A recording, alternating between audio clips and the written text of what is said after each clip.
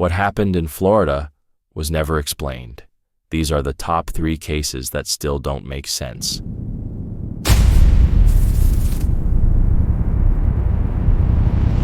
It was 2:17 in the morning when he heard a knock.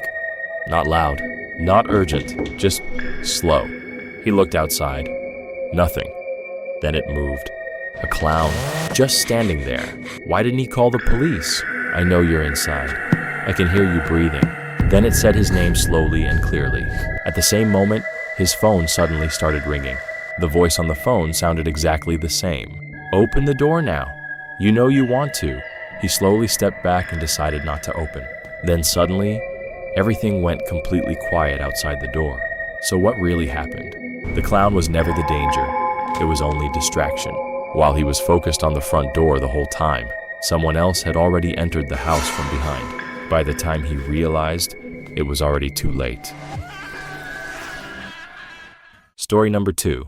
Every night at exactly 3 a.m., it always started. A quiet knock came from the door. The first night, he ignored it completely. The next night, it happened again. This time, the knocking sounded much louder than before. It felt like something wanted him to come closer.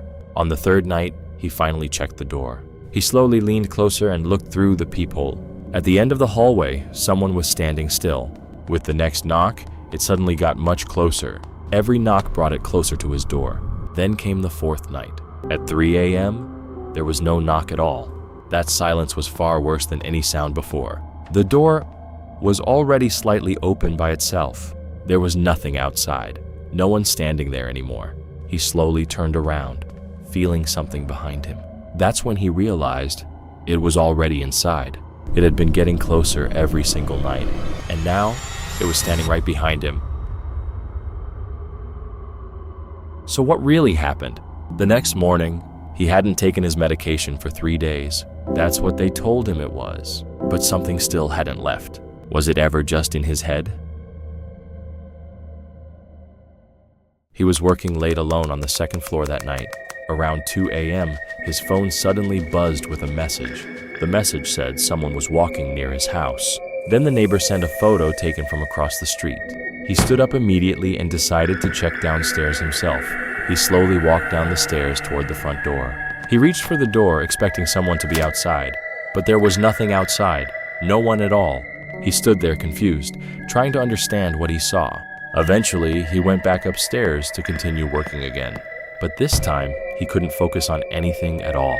This time, he didn't hesitate and went downstairs again. He rushed down the stairs, already feeling something was wrong. This time, someone was clearly standing right in front of the door.